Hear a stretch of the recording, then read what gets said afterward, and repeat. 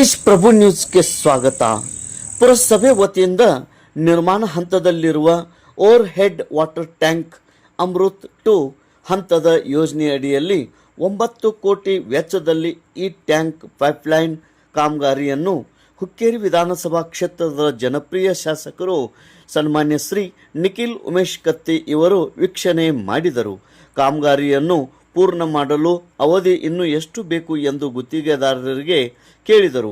ಅವರು ಇನ್ನು 3 ತಿಂಗಳವರೆಗೆ ಎಂದರೆ ಆಗಸ್ಟ್ವರೆಗೆ ಈ ಕಾಮಗಾರಿ ಪೂರ್ಣವಾಗುತ್ತದೆ ಎಂದು ಭರವಸೆ ನೀಡಿದ್ದಾರೆ.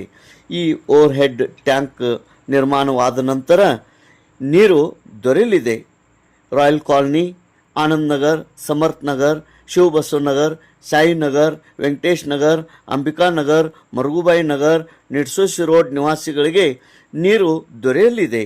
ಈ ಒಂದು ಕಾಮಗಾರಿ ವೀಕ್ಷಣೆಯಲ್ಲಿ ಉಪಸ್ಥಿತಿ ಸುನಿಲ್ ಪರ್ವತರಾವ್, ನಂದು ಮುಡ್ಸಿ, ರೋಹನ್ ನೇಸ್ರಿ, ದೀಪಕ್ ಭಿಸೆ, ಸಾಗರ್ ಜಕಾತೆ, ಗಣೇಶ್ ಕೋಳೇಕರ್, ಸಚಿನ್ ಭೋಪ್ಳೆ, ಸಚಿನ್ ಸಪಾಟೆ, ಬಂಟು ಬೋರೆ, ಪುರಸಭೆ ಮುಖ್ಯಾಧಿಕಾರಿ ಪ್ರಕಾಶ್ ಮಠದ್, ಗುತ್ತಿಗೆದಾರರ, ಇಂಜಿನಿಯರ್, ಸಿಬ್ಬಂದಿ ವರ್ಗದವರು ಹಾಗೂ ಇಲ್ಲಿಯ ರಹಿವಾಸಿ ನಾಗರಿಕರು ಭಾಗಿಯಾಗಿ ಸಲಹೆ ಸೂಚನೆ ನೀಡಿದರು.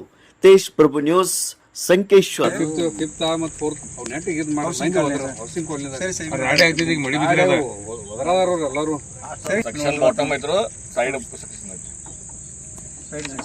ಅಲ್ಲ ಸೈಡ್ ಸ್ಥಳಗಿಂದ ಅಂದ್ರೆ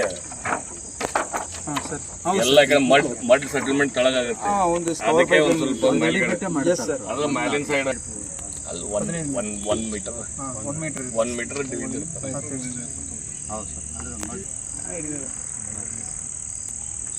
ಇದ್ರಾಗ ಫಿಲ್ಟರ್ ಆಗೋದ್ರಿ 2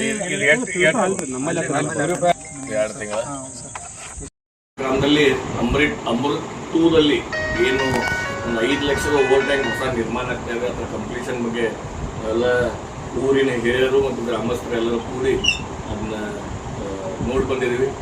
ಅಲ್ಲಿ 8ವರೆಗೆ ಅದ್ರ ಫೌಂಡೇಶನ್ ಈಗಾಗಲೇ ರೆಡಿ ಇದೆ. ಇನ್ನು ಬರೀ ಡೋಮ್ ಸ್ಟ್ರಕ್ಚರ್ 2.5 ತಿಂಗಳ ಹೇಳಿದ್ದಾರೆ. ನಾನು ಅವ್ನಿಗೆ 3 ತಿಂಗಳ ಅವಕಾಶ ಕೊಡ್ತೀವಿ.